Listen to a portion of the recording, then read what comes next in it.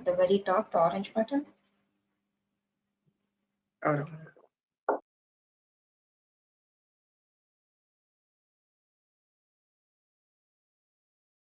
Hello, everyone. Welcome to the UFS Webinar Series.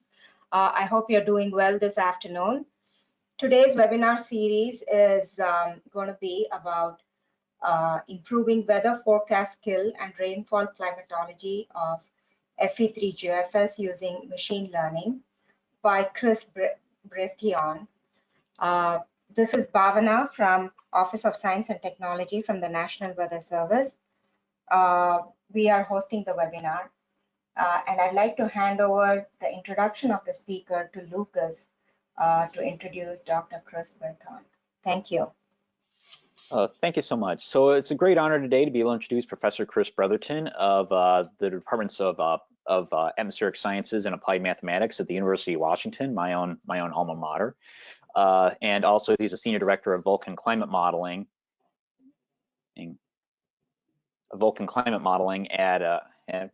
Which is a really great opportunity that we've had to be able to collaborate between the two institutions. Chris is probably one of the nation's foremost academic modelers. It's a great honor to be able to work with him. He is in particular an expert at cloud formation and turbulence within climate models. He's applied a very vast array of different techniques to be able to better understand and processes within weather and climate models over his 3.5 decades of research now. He's been at UW since 1985, and then since 2019, he's been the Senior Director of climate modeling at Vulcan, and has been collaborating with GFDL to use machine learning to improve prediction of precipitation, weather, and climate models. Chris has won many awards, including the AMS Charney Award, has been the AMS Harwitz Lecturer, is a double fellow, both AMS and AGU, and has been an IPCC lead author, and is a member of the National Academy of Sciences. And so I don't mean to drag this out long enough, but yeah, as I mentioned, it's been a great honor to work with him. And yeah, so I'm hoping that we can continue to accomplish some really neat stuff. He's got some him and his team made some great progress so far, and we're really excited where we can go in the near future. So anyway, thank you, Chris. Take it away. Hey, thanks very much, Lucas. I'll try and show my screen right now. I'm not sure what, okay, let's see. What can you see right now? Can you see my first slide, or are you still seeing my face? We see the slide. Okay, great. Okay, so we're good. So I'd like to talk to you about an exciting collaborative project between GFDL, where Lucas is, and Vulcan, which I'll describe a little bit more in a couple of slides, to try and use machine learning to improve aspects of the FV3GFS. Mainly, we're thinking of FV3GFS actually here as a prototype climate model, but I think weather and climate are really two sides of the same coin here, and the developments here will also be, I think, very much relevant for weather forecasting as well. So I'm speaking on behalf of a small group given at the bottom of the slide working in Vulcan Climate Modeling, as well as Lucas, who's our GFDL collaborator.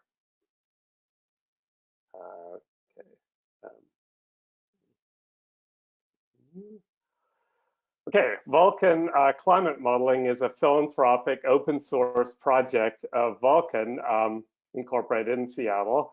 So Vulcan was founded by Paul Allen to manage his assets and philanthropic interests. And continues that way after he passed away a couple of years ago.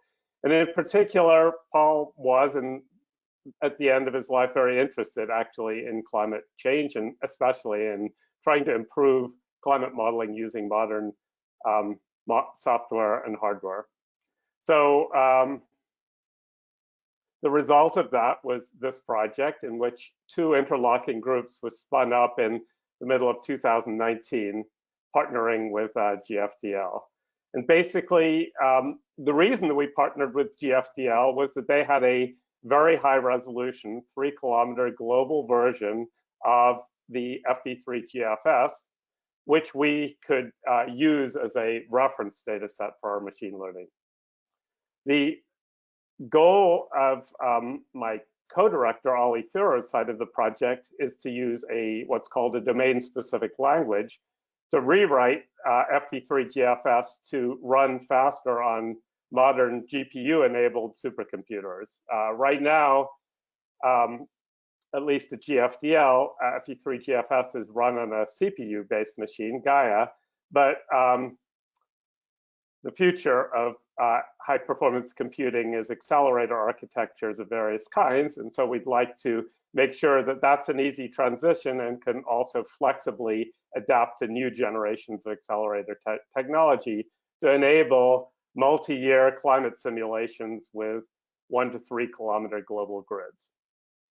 My part of this then is to take what we hope are the hyper-realistic simulations that those produce and use machine learning to train parameterizations of coarser grid climate models that are more affordable, 25 to 200 kilometer grid models, to take advantage of what we hope is the better fidelity of these very high resolution models. And our unique niche in this problem is that we are directly trying to go for a full complexity global atmospheric model written in decades of Fortran. So dealing with this problem, not in an idealized setting, but in a real setting where the research to operations transition could be quicker. Our group at Vulcan Climate Modeling consists of 2 teams, as I mentioned, and my team shown on the left, Ollie's team shown on the right. And I think of note here are that both teams have members embedded at GFDL, Spencer Clark on my team in particular. Ollie's team actually has a collaboration with ETH in Zurich in Switzerland and has a member there too. So, and we also have a collaboration with NASA on that side of the house.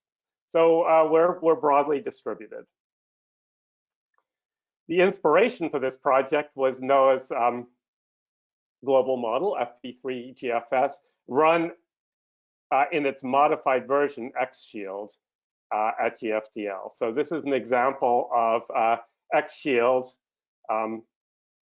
cloud distribution. Just to show you why this is inspirational for us, you can see lots of multi-scale cloud features. It's explicitly resolving convective storms and things like the clouds associated with cold air outbreaks.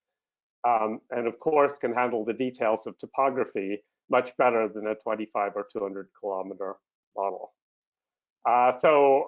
This model certainly seems like it has the potential to be a very good reference model for machine learning for a coarser resolution climate model. Now, just to show quantitative evidence about the utility of high resolution models, this compares a 40-day, 3-kilometer global simulation using XShield as part of the Diamond intercomparison. So this is August to September of 2016. It's a free-running simulation initialized from reanalysis.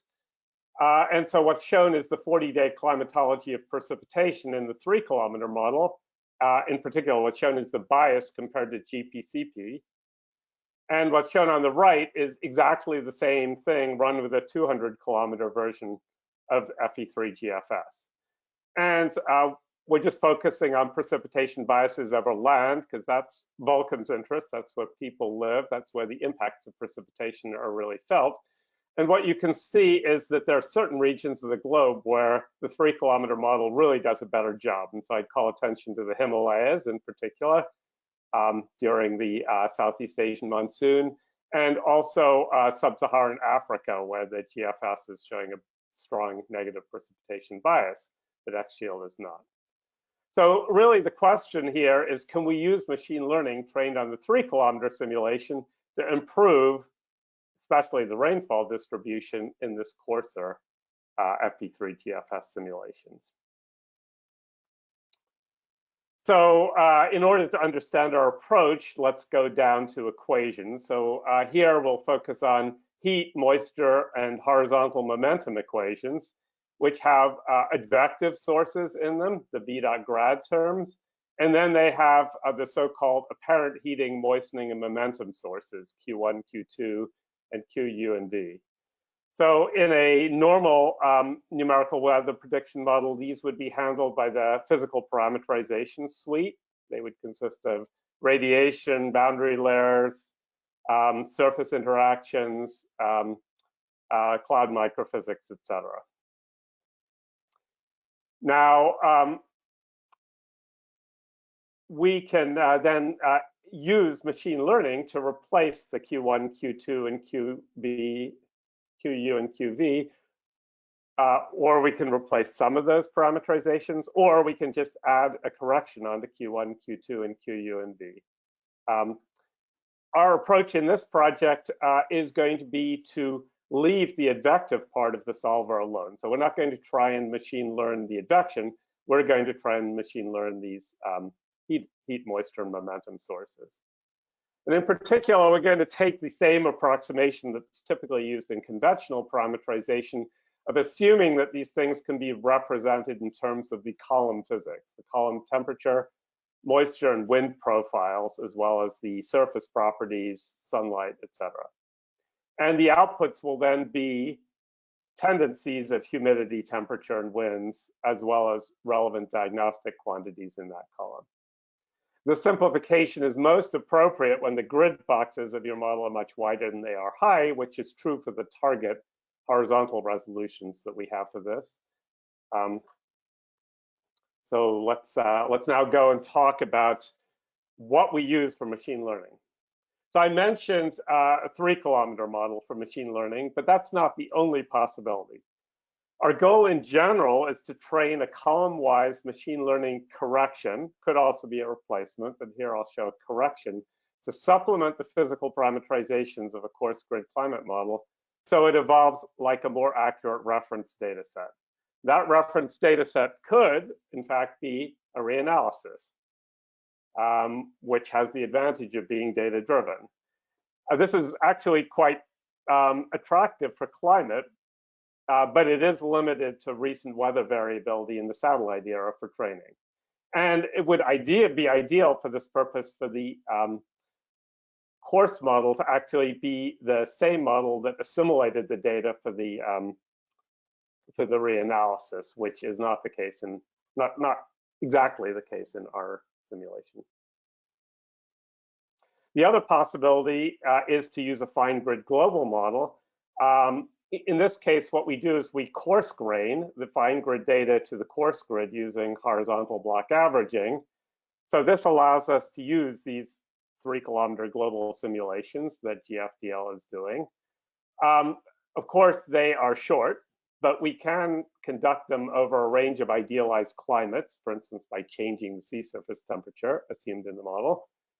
And previous work suggests this can work quite well in idealized settings, such as a water-covered Earth. But on the other hand, it's only as good as the fine grid simulations, which in general will still have biases. Now, I should also stress that our machine learning has some interesting twists. It's a hybrid application of machine learning in which we're coupling our machine learning to the fluid dynamical solver of the weather model. So in training the machine learning, we basically are keeping the fluid dynamics fixed. We're assuming we know that. But in testing it, we have to not only test it offline, as we do as part of the training process, but we have to test it, more importantly, online in actual forecast modes. And so in addition to offline skill, our machine learning has to produce stable simulations. That's not guaranteed. Given that it's stable, we would like it to produce accurate weather forecasts, and we would like them to have low climate bias. So these 3 components of online machine learning skill, we can only evaluate running our machine learning in forecast mode after we've already developed it. I'd also like to talk for a second about our workflow, which is kind of an interesting example of both the pros and cons of our collaboration with GFDL. So Gaia is NOAA HPC. It sits behind a firewall, which basically makes it inaccessible to our team at Vulcan. In addition, we are trying deliberately to work with a community version of FV3GFS, while the X-Shield model is customized by GFDL. This introduces some interesting wrinkles. Lastly, Fortran is not exactly the language of choice for machine learning. And at Vulcan, we have no compute infrastructure. So we had to deal with these software challenges. And so in order to deal with them, we actually adapted FV3GFS to Google Cloud. We custom created a Python wrapper that goes around the components of FV3GFS to allow us to access them and modify them using machine learning.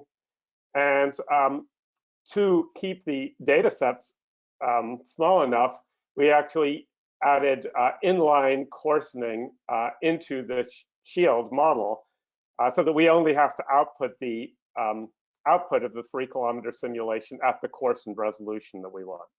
And we pipe this into our machine learning workflow on Google Cloud Platform. So there's actually a lot of sophisticated software engineering that we had to do to make all of this work. That would actually be it would be interesting for other groups to try to adapt. I know that there are other groups that have run FV3GFS on the cloud, but our approach is open source, and so we would definitely welcome sharing it with other groups. Now, the machine learning we do is based, or was originally going to be based on something called the tendency difference method, or what I call a tendency difference method. So the idea of the tendency difference method is that you have a reference model whose time evolution you know as a function of time and position, and a course model denoted by a star here, which initially has no machine learning in it and has an advective term and a physical parameterization term. So that physical parameterization term is this QAP in this top equation. So then what we can do is we can identically initialize the course model and to the coarsened version of the fine resolution of the reference model, be it a reanalysis or a coarse and fine model. And then we can calculate the initial tendency of the coarse model, and we can compare that to the tendency of the fine model of each prognostic variable at each position in time. That tendency difference, delta QA, we would like then to machine learn as a function of the atmospheric column state. And ideally then, if we were to perfectly learn this and add it to the coarse model, that would cause the coarse model to evolve in lockstep with the fine resolution model. Now, of course, we can't exactly learn the delta QA, and so there will be errors in that process. And in fact, there are a variety of complexities here, which I'll describe. This method was in fact developed earlier, and we used it at the University of Washington for aquaplanet tropical channel simulations using a 4-kilometer fine resolution reference model and a 160-kilometer coarse model with some moderate success, I would say. Here, the new part is using it for a real geography planet and a real full complexity Fortran model. Some things we did differently, it turns out we used random forest machine learning rather than neural nets initially for stability. And the big complication here turns out to be topography. So the lower picture on the right shows a cross-section across the north slope of the Himalayas, and the white indicates the topography in the 3-kilometer model, and the red vertical bars are indicating the coarse resolution grid cell edges. So we have to represent the topography in the coarse model basically by one value over that entire coarse cell. Actually, it's more like a slope, but in any case, there's clearly a lot that we are not resolving here.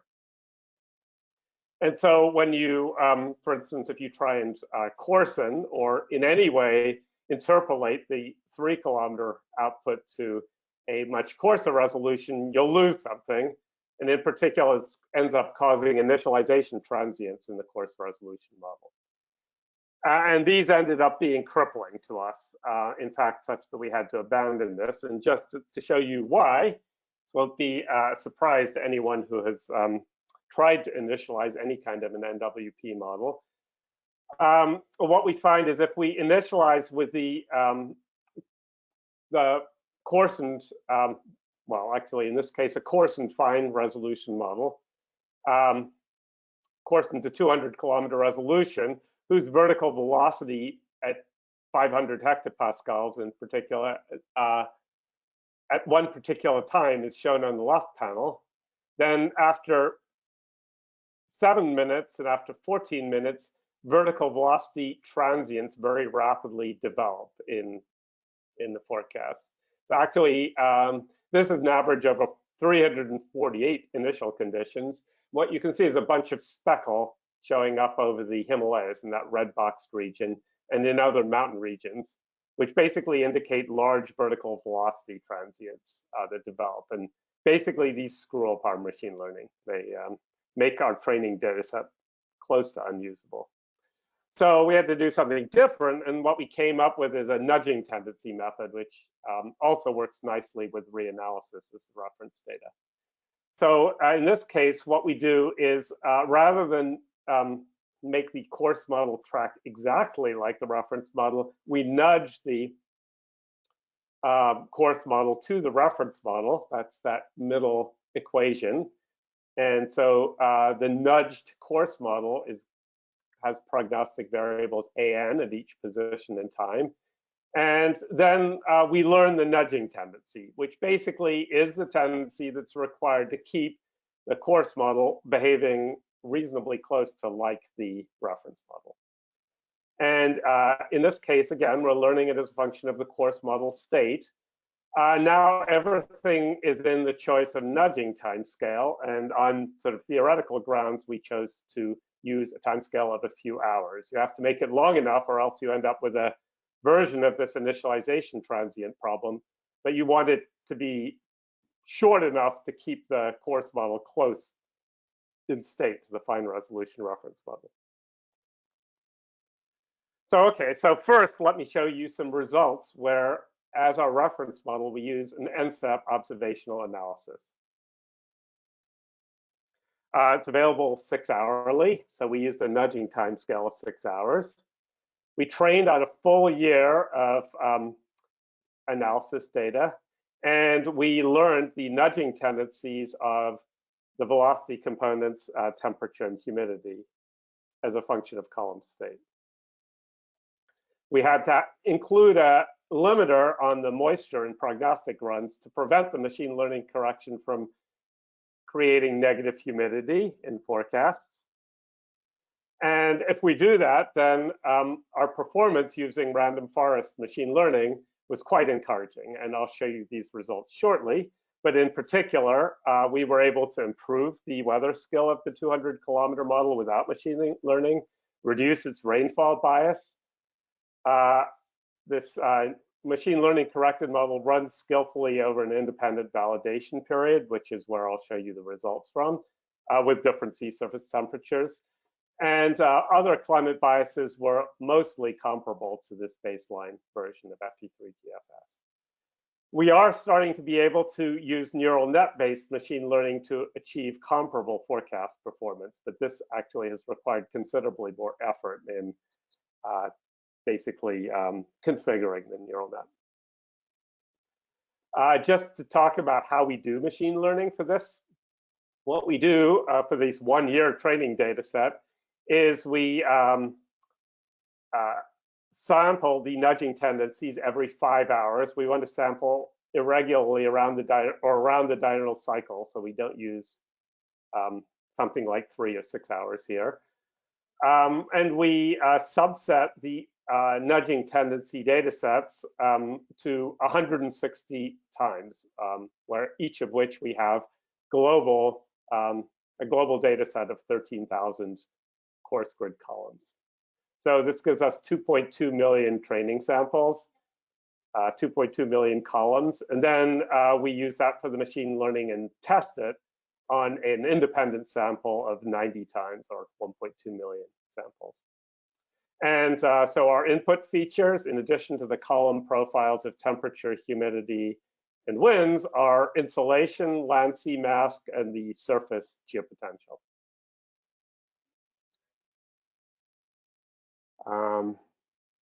So now let's just show how this works. So in the mean, random forests are actually very good. Now I should say, of course, we're trying to predict all of our nudging profiles at each position at each time, and they're all so different at all times. So I'm going to show you this data boiled down to column integrals of the nudging tendency of humidity. So this nudging tendency is in the form of a moistening. So this is a column integrated moistening tendency and averaged over the entire test sample of times. So what you can see here on the left is a map of this. So it has some geographic structure, and it's mostly blue. And what this indicates is that the coarse model, when faced with the reanalysis temperature, moisture, and wind profiles, doesn't like to rain enough. It basically doesn't like to convect enough in the tropics.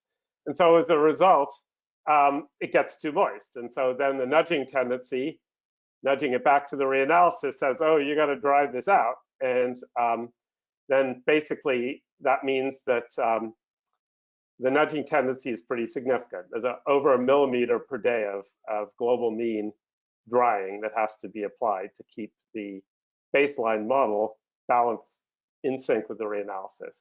And the machine learning scheme is able to learn this quite well on average over the period, and gets the right geographic distribution. It naturally smooths basically noise in the target data set, which is good. And it has the same vertical profile shown in the upper right in global average. Now at individual locations and times, the agreement is much noisier.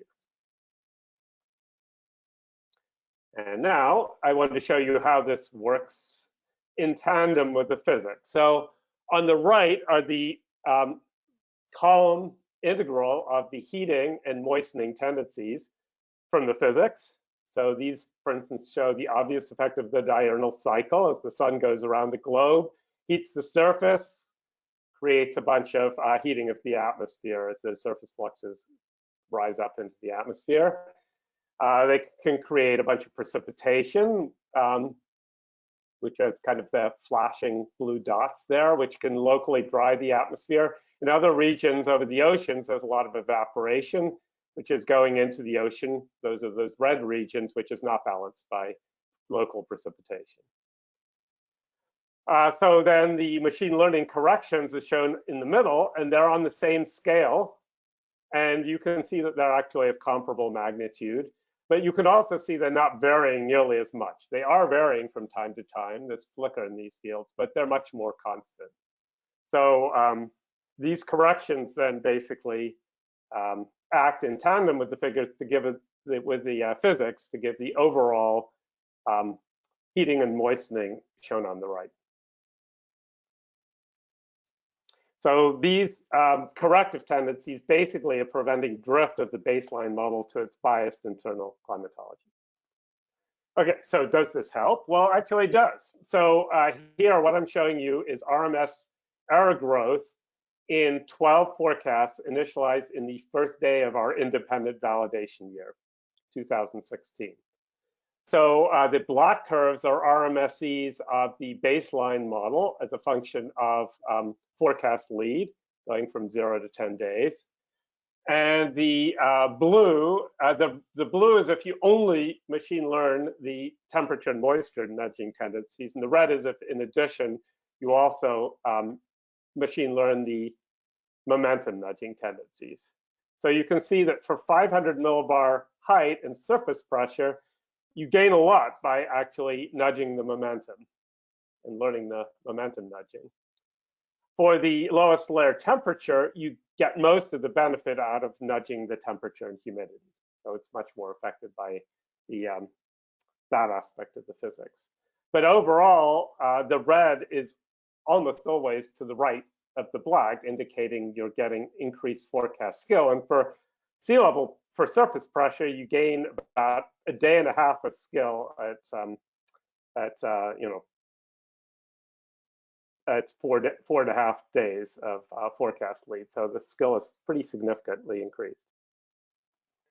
You also gain in precipitation errors. So if you consider the annual mean precipitation errors, a year-long free run of the baseline model for 2016, compared to GPCP, you get the plot in the upper right. You see errors that are anywhere from -10 to 10 millimeters per day.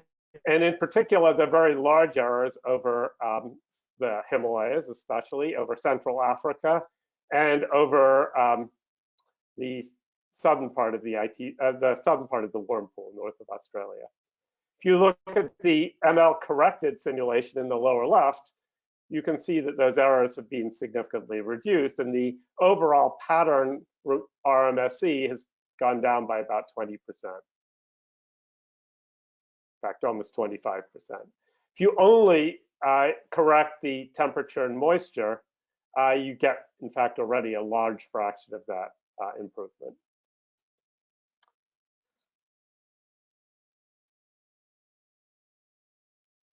Now, not everything is as good as this. So we can look at global mean precipitable water. So here, our reanalysis is the light blue line, second from the top. What's shown again is the analysis precipitable water over the year of 2016. So it has a annual cycle. The dark blue is the baseline uncorrected run.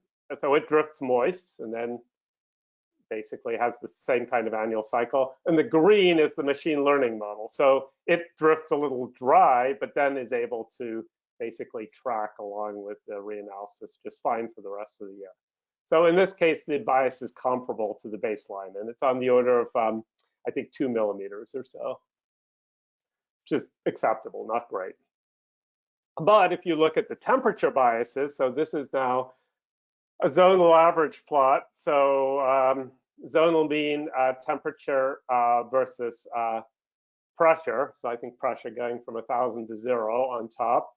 You can see some pretty bad biases compared to the baseline. So the baseline run has biases up to maybe 5, so at most, well, less than 10K at all heights and latitudes.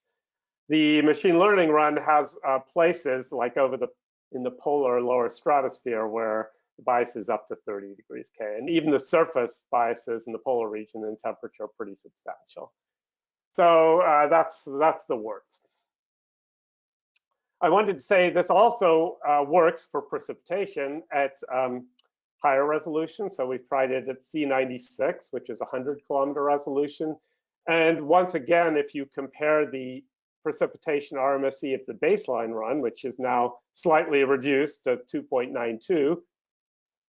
This is again the RMSE at the annual mean precipitation. With the ML corrected run, which is in the lower right, the ML corrected run is actually making about a 25% improvement. Currently, we're trying to test the same thing out at C384, but that's work in progress. Okay, well, now I wanted to continue to talk about nudge-defined corrective machine learning, where we use as our reference model a fine grid simulation. So first, I'll show you results where that fine grid simulation is the 3-kilometer X-Shield version of FV3GFS, for which we only have a 40-day reference run. So I'll only be able to show you 40-day simulations there, trained on 40 days of data. But we also then did this with 25-kilometer version of SHIELD, where we could run it out in multiple climates for a year. In this case, our nudging timescale was 3 hours. And again, there was a trade-off involved in this. And again, now we're learning, machine learning, the nudging tendency Now it's the nudging tendency of a coarsened version of the fine resolution model. So the fine resolution output coarsened to the coarse resolution by horizontal pressure averaging as a function of the coarse model column state. And let's just show some results. So in this case where we're nudging to the 3-kilometer model, we're only working with the, well, at least in the results I'll show you, actually the results I'll show you show results where we both nudge just the temperature and moisture, and we also nudge temperature, moisture, and winds. And if we look at the column integrated moistening and heating, so in this case, moistening is on the top and heating is on the bottom, and blue indicates drying, we can see exactly the same thing we saw with nudging to reanalysis, which is that the target of the reanalysis is that we typically have to do drying with the nudging correction, quite a bit of drying. Again, the time mean over the 40 days is shown on the left of the amount of column integrated drying that we have to do. And both the random forest with or without the wind nudging sort of capture this pattern pretty well with some smoothing.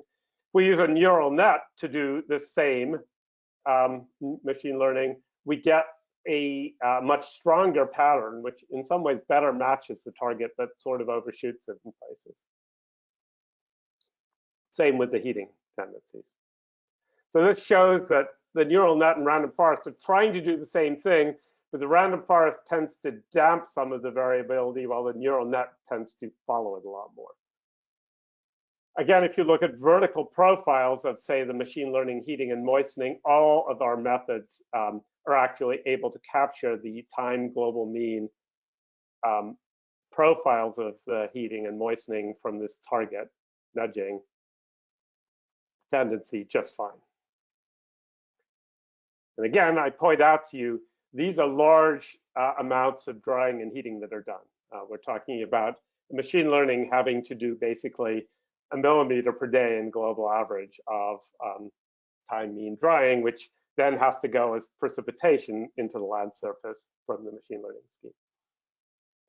Okay, so let's see how this works. Regardless of whether you use machine learning, random forest, or neural net machine learning, we're able to increase the coarse model forecast skill in 10-day weather forecasts and improve the mean rainfall distribution over the 35-day average. And you may ask, is that long enough to make a useful comparison? And the answer is, I believe, yes, it is. This is a fairly robust result. However, there are still some undesirable mean state biases, which I'll mention too. So just to demonstrate the forecast skill, so here the baseline physics on is the gray, dark gray curve, which may be a little bit hard to see. And now I'm just showing 500 millibar height and surface pressure as metrics. And the orange curve is our best random forest, so with the wind nudging included. And you can see that in general, again, the orange curve is to the right of the, and below the dark gray curve, indicating it has better forecast skill. At some leads, quite a bit extra better forecast skill. The neural net is also able to do some of this. It's only using temperature and moisture nudging.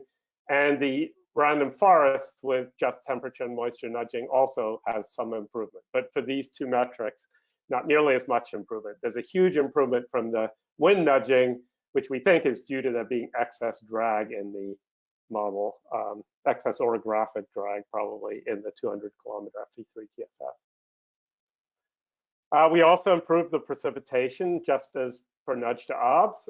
In this case, the improvement is actually fairly comparable. The baseline physics RMSE of this 35-day period is 3.5 millimeters. And the pattern error of the 35-day mean rainfall, first 5 days we've discarded, but a spin up is now as little as 2.78 millimeters per day, or again, about a 20% improvement. Slightly less with the neural net.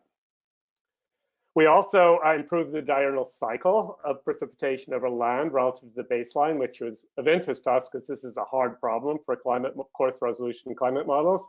So in this case, the dark gray line, which is kind of hard to see, is the diurnal cycle of the baseline model. It's not very pronounced. The light blue line is the fine resolution target, which has a later diurnal cycle and also much stronger. And say the orange model is the random forest with winds, which shows a larger diurnal cycle that's a little bit closer than the original model to having the target diurnal phasing. So it's bigger and a little bit better. It's not there, but encouraging progress toward it. So lastly, I wanted to show you something about climate change prediction to show you this can actually work in a climate context too.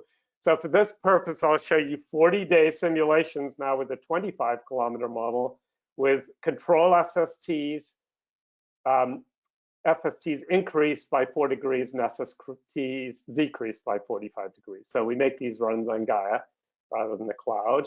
And so the goal here is to see, could we train one corrective scheme based on the fine resolution 25-kilometer model across a range of climates to achieve a consistent improvement to the coarse resolution climate and climate change response. In other words, make them closer to what the fine resolution model is doing. So again, the results are that in all 3 climates, we can beat the baseline 200-kilometer model in matching the forecast from the fine resolution model on short time scales. And we're also able to beat its rainfall predictions, time mean for rainfall predictions over this period, including the difference between the control and warm climate. And we've tried to do this with 1-year training runs, like we did with Nudge to OBS. And here we're still having some problems, which hopefully we'll solve in the near future. Just to show you one picture here, let me just show you then the fine resolution difference between precipitation in a control climate and one with SSTs warmed by 4 degrees. So sort of a nominal warmer climate that we can produce in this uncoupled model. And so what we'd like to do is we'd like to match the differences in the fine resolution model in terms of the precipitation. Those are the precipitation trends, if you want, as the climate warms. And so the baseline model predictions of those precipitation differences, 4K minus control SSTs, as shown in the second plot from the left. And they have an RMSE difference from the fine res of 3.6 millimeters per day. With our all climate trained machine learning, we're able to reduce that pattern error to 3.2 millimeters per day right now. So not all the way to what the fine res model is doing, but certainly a little improvement. And we think we can improve quite a bit further on that. Lastly, I'd just like to mention emulation. We've also worked on emulation of FV3GFS physical parameterizations using machine learning. We've successfully emulated the PBL scheme and the deep convection scheme, but we found this a more difficult problem than we expected. It wasn't just to turn the crank for us. We're continuing to explore this, inspired by more successful results by Alexei Belachitsky and Vladimir Krasnopolsky at AMC, who've shown what we consider to be pretty impressive results. So we're hoping to see if we might be able to duplicate them. And if we can't, we're going to be knocking on their doors virtually to see what we can be doing better. So in conclusion then, we, in partnership with GFDL, have developed a sophisticated cloud-based workflow for applying Python-based machine learning to FV3GFS. Our corrective machine learning schemes improve the skill of global weather forecasts and the time mean rainfall distribution compared to 2 kinds of reference data sets, reanalyses or fine resolution simulations. And basically, this is a way to help an affordable coarse grid climate or weather prediction model capture precipitation trends in an expensive fine grid version of the model. Our current short-term goals are we have issues with our land surface coupling.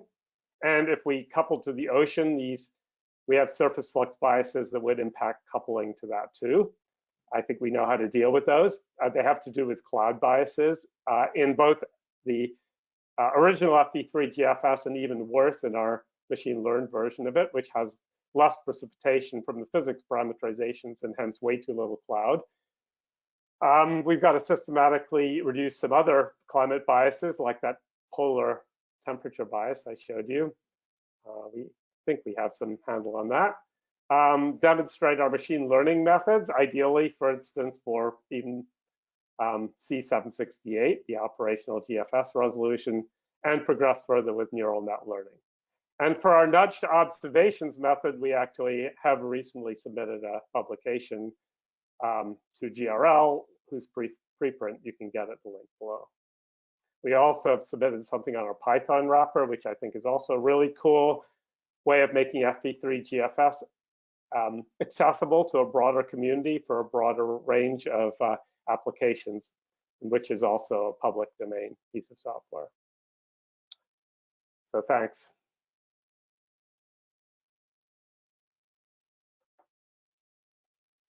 So I don't know how we're going to deal with questions then. I think if you would like to read the questions and answer them.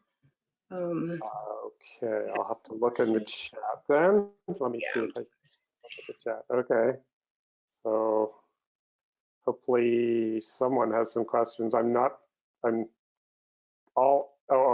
Maybe questions or chat. Okay, wait a second, I see questions now. Okay, fine. So I have a question from Ricky Rude. Sorry, glasses required for this. Are there qualitative morphological changes in the representation of mesoscale convective systems in the MJO and the 3-kilometer simulations? For sure, the 3-kilometer simulations can represent mesoscale convective systems. And of course, the 200-kilometer or even the 100-kilometer version of FV3GFS can. So sure. Now our training data set here and the diamond runs that have been done at GFDL so far have only been 40 days. So what Lucas knows about those is that he does get a better representation of tropical convectively coupled waves, but it's kind of short to look at the MJO. We're hoping to do year-long simulations with that same model that will start to get at that question. So Chris, I just want to follow up on that. Is that, yeah, so I mean, like the sort of models we're developing at GFDL, both the FV3GFS and the climate models, they have pretty good representations of the MJO at 100-kilometer resolution and 25-kilometer resolution. And we find with our variable resolution approaches down to 4 kilometers that we can get a very nice MJO indeed that matches predictions very well at 40 days.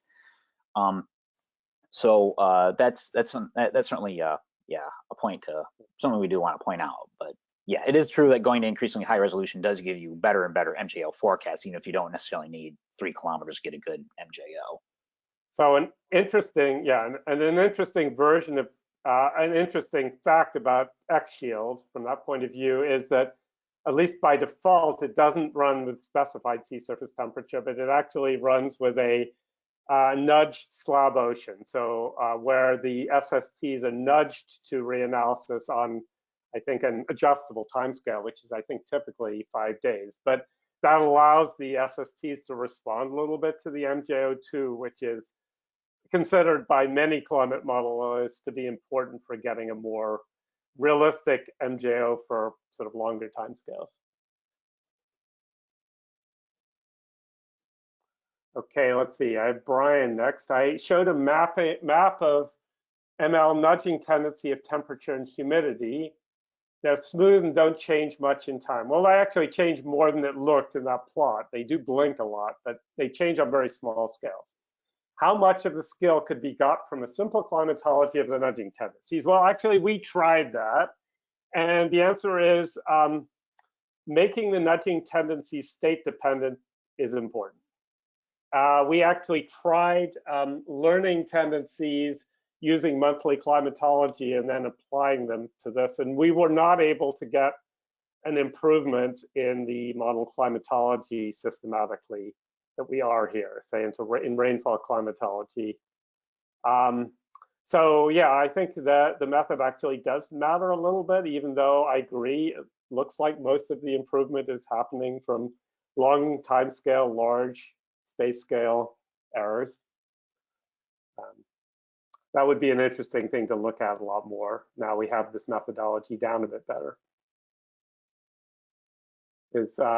Hopefully that's good for you, Brian. Let's see, Cliff Mass asks, do you have a comparison of forecast skill of a convection allowing model compared to the ML assisted course model verified over some region? Well, we have not looked at individual regions, and here we have not looked at the skill of the convection allowing model. In fact, the version of the convection allowing model we were looking at here was actually nudged in temperature and winds on a 24-hour time scale itself to ERA5. And so, so that would be an unfair comparison with this version. With the original Diamond version and with the Diamond 2 simulations that are now being done with FV3GFS, we could do that and we will do that. And I expect we have a long way to go to achieve the forecast skill of the original Diamond simulations with our coarser resolution ML version, but that remains to be seen. Okay, let's see. How sensitive would the results be if the training precipitation data set is changed from GPCP to something else? Well, that's a good question. And we haven't looked at that too much. Now, the context in which we have looked at this was actually in looking at the diurnal cycle, which we don't have actually for GPCP, but for which there are a couple of data sets out there.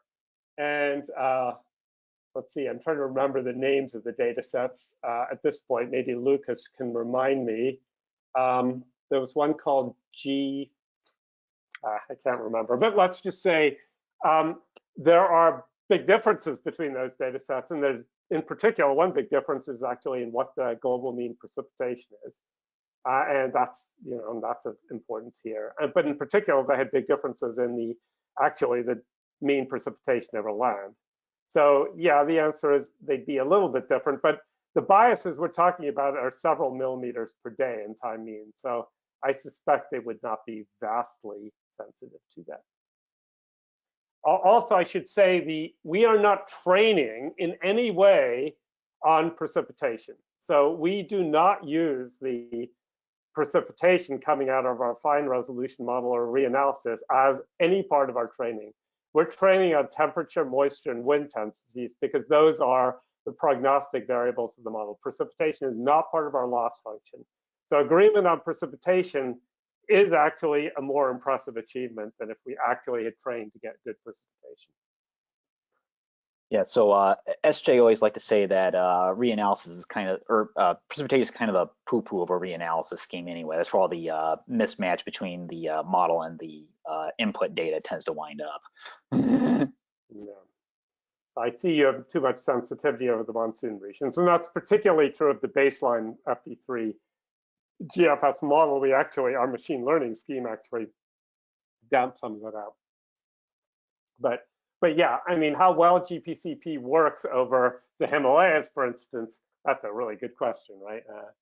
But I think it's fair to say that the baseline model precipitation is so far too high that it's not compatible with any observational data set. Okay, I think that's all the questions that I see so far. If there are any more, please put them in the Chris, can I ask a question? Yeah. Yeah, from your experience with this machine learning, the techniques to improve the parameterization, what do you think the areas, the biases in like UFS, like GFS, you can make a most significant improvement in the model based on what I'm biases. seeing here. Yeah, you're right. Okay, well, that's within the U.S. Well, okay, so what we would hope to do now, again, so I'm going to preface this by the fact that here we're working with coarse resolution versions of FV3GFS. So if you want, the target application for them is, not really GFS, but CFS, so say C384 simulations at longer timescales rather than say C768 or even higher resolution that we might be using for operational forecasting. I guess what we would hope to do better is we might be able to better represent the diurnal cycle of convection coming off the Rockies, although I do know that that's improved significantly at 25 kilometers. So a good question whether we can improve that. One thing that's really clear, well, at least with the 200-kilometer version, by these nudging tendencies have an enormous amount of interesting information about your parameterization biases encoded in them.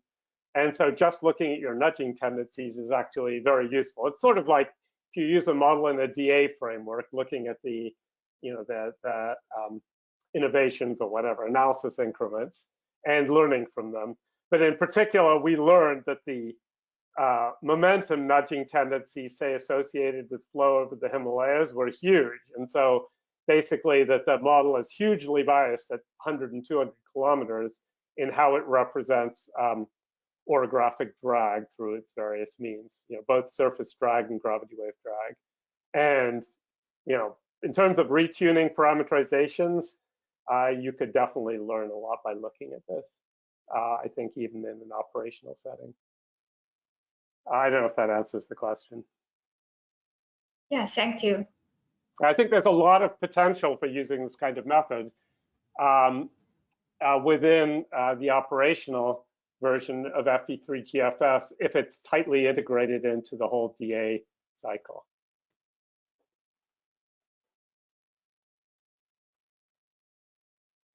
Okay, if there aren't any more questions, we can wrap up. Thank you, Chris, for your presentation. And if anyone has any other questions, you can always email them and we can address them. Thanks, everyone. Okay, thank you for the invitation. Sure. Okay, thank you. Bye. Thank you, everyone. Bye-bye. Okay. Okay, thank you so much, Chris.